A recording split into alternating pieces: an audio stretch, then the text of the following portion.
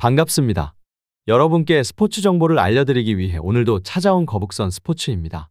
구독과 좋아요는 저에게 큰 힘이 됩니다. 분석 시작 전 구독과 좋아요 한 번씩 눌러주시면 감사하겠습니다. 많은 분들이 계신 무료 입장 가능한 스포츠 분석방과 분석 최종 조합 픽은 영상의 댓글에 기재해 두었습니다.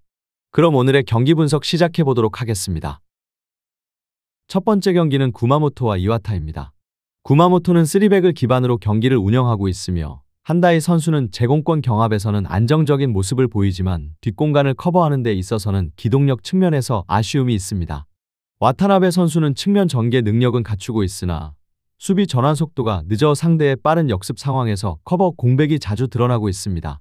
중원에 위치한 후지이 선수는 볼 배급 역할을 맡고 있지만 강한 전방 압박을 받을 때 흔들리는 경향이 있으며 실책이 반복되는 모습도 자주 나타나고 있습니다.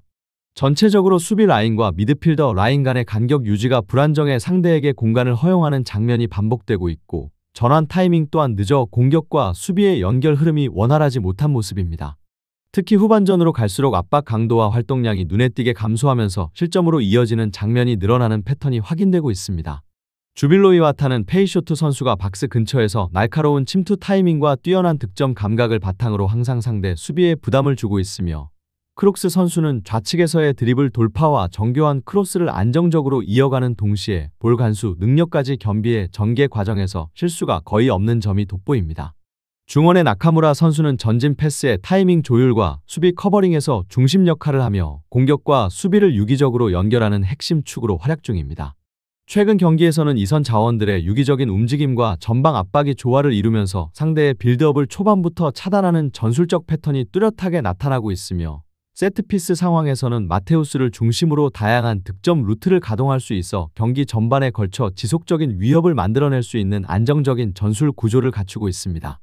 결론을 말씀드리자면 주빌로 이와타는 좌우 측면을 고루 활용하는 전개와 이선 선수들의 활발한 움직임 그리고 효과적인 전방 압박이 조화롭게 이루어지고 있습니다. 페이쇼트 선수와 크록스 선수 중심의 공격 라인은 꾸준히 상대 수비 뒷공간을 파고들며 강력한 위협을 만들어내고 있는 모습입니다. 반면 구마모토는 수비 간격이 자주 무너지고 수비 전환 속도가 느려지는 문제점이 지속해서 나타나고 있으며 특히 후반으로 갈수록 체력 부담이 크게 작용하여 공간을 허용하는 장면이 빈번해져 실점 위험이 커지는 상황입니다. 전술적 완성도와 체력 분배 그리고 공격 루트의 다양성 측면에서 명확히 우위를 점하고 있는 팀은 주빌로 이와타라고 할 수 있겠습니다. 주빌로 이와타의 승리와 오버를 추천드리는 경기입니다. 두 번째 경기는 에히메와 야마가타입니다. 에히메는 후지하라 선수가 박스 근처에서 활발한 움직임을 보이지만 슈팅 정확도가 다소 기복이 있는 편입니다. 데구치 선수는 중원에서 볼 전개를 주로 담당하고 있으나 상대의 강한 압박을 받을 경우 탈압박 성공률이 낮아 볼 간수에 어려움을 겪는 모습이 자주 관찰됩니다. 다니모토 선수는 왕성한 활동량으로 측면 수비를 맡고 있으나 수비 전환 시 커버 타이밍이 늦어 뒷공간이 빈번하게 노출되는 문제점이 나타나고 있습니다.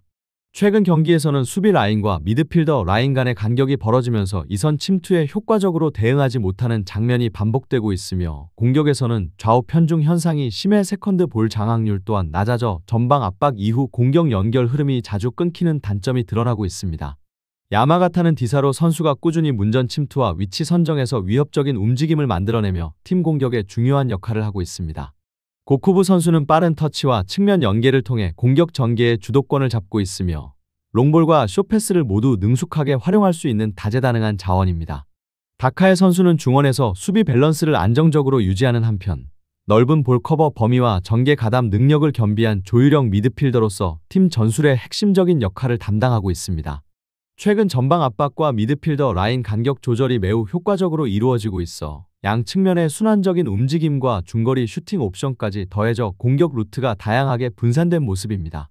수비 측면에서는 하프라인 부근에서의 압박이 성공적으로 작동하며 이를 바탕으로 빠른 공격 전환이 이루어져 실점 위험을 효과적으로 줄이고 있습니다.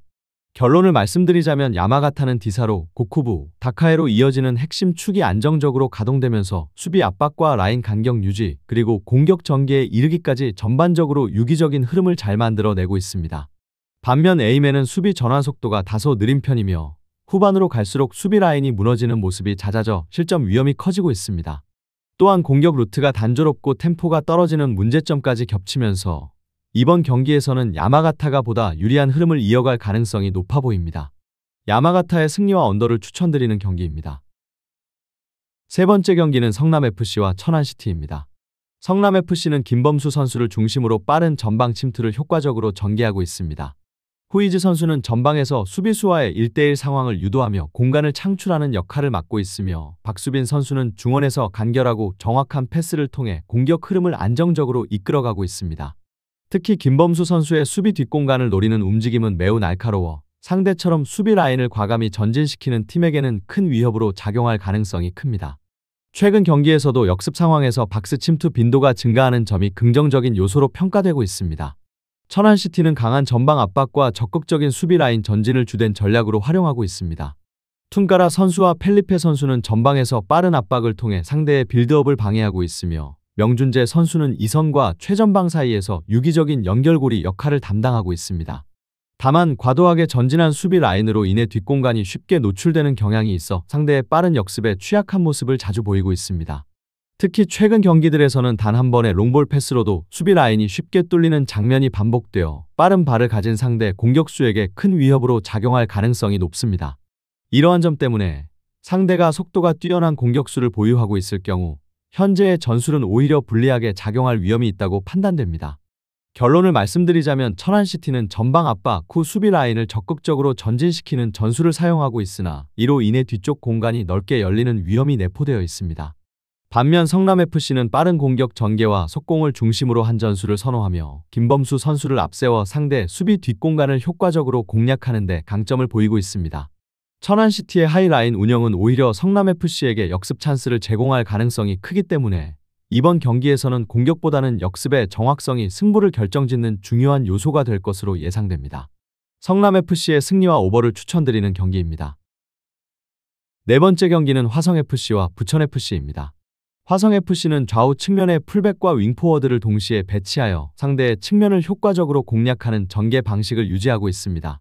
루안 선수와 리마 선수는 측면에서 공격과 수비 전환의 템포를 주도하며 팀의 흐름을 이끌고 있고 김병호 선수는 최전방에서 연계 플레이와 마무리 타이밍을 동시에 책임지면서 안정적인 공격 전개를 보여주고 있습니다. 양쪽 측면에서 만들어지는 수적 우위는 단순히 볼점 위에 그치지 않고 상대의 수비 라인을 실제로 흔들어 무너뜨리는 전술적 의도를 반영하고 있어 매우 완성도 높은 경기 운영이라고 할 수 있겠습니다. 부천FC는 윙백을 각 측면에 한 명씩 배치하는 전술을 주로 사용하고 있습니다.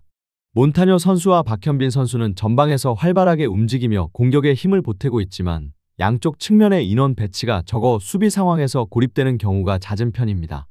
바사니 선수가 중원에서 볼을 조율하며 팀의 흐름을 이어가고 있으나 전반적인 밸런스 측면에서는 측면 수비와 대응력이 다소 약화된 모습입니다. 특히 최근 주중에 FA컵 경기가 있었던 만큼 주력 선수들의 체력 소모가 큰 상황이라 이번 경기에서는 후반으로 갈수록 압박 강도가 줄어들고 대응 집중력 역시 떨어질 가능성이 높아 보입니다. 결론을 말씀드리자면 이번 경기에서 가장 중요한 포인트는 바로 측면 숫자 싸움이라고 할 수 있습니다. 화성FC는 윙포워드와 풀백을 모두 활용하여 측면에서 확실한 우위를 점하고 있는 반면 부천FC는 윙백 한 명으로만 해당 지역을 방어해야 하는 전술적 약점을 안고 있습니다.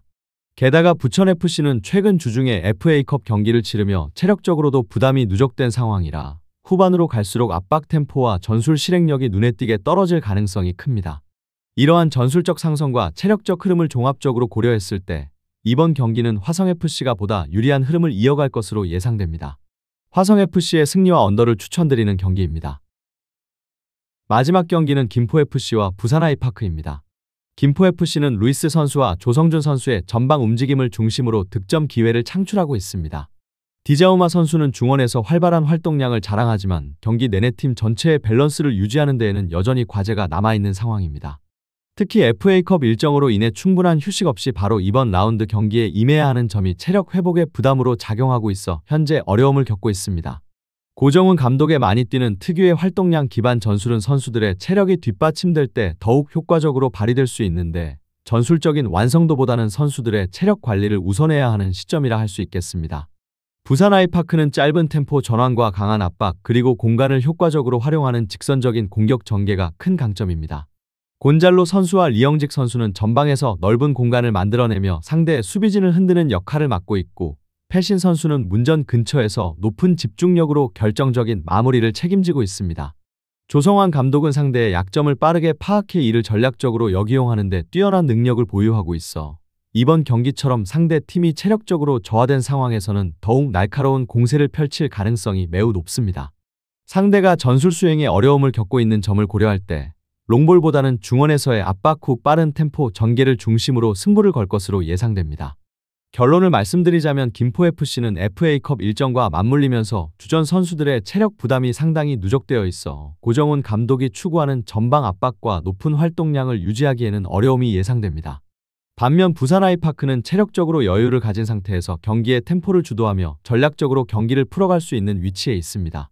특히 조성환 감독만의 탁월한 타이밍 조절 능력이 이번 경기의 흐름을 좌우할 중요한 변수가 될 것으로 보입니다. 결국 체력이 저하된 팀은 전술적 완성도보다는 본능적인 플레이에 의존할 수밖에 없으며 이를 잘 활용하는 쪽이 경기를 지배할 가능성이 매우 크다고 할 수 있겠습니다. 부산 아이파크의 승리와 언더를 추천드리는 경기입니다. 더 많은 경기의 정보와 분석이 궁금하시다면 영상 하단의 댓글을 확인해 주시면 되겠습니다. 높은 적중률을 위한 방법은 양질의 정보입니다. 무턱대고 남들 따라 했다간 손실만 볼 뿐입니다. 최대한 전문가의 도움을 받아서 양질의 정보와 높은 적중률을 경험해보세요.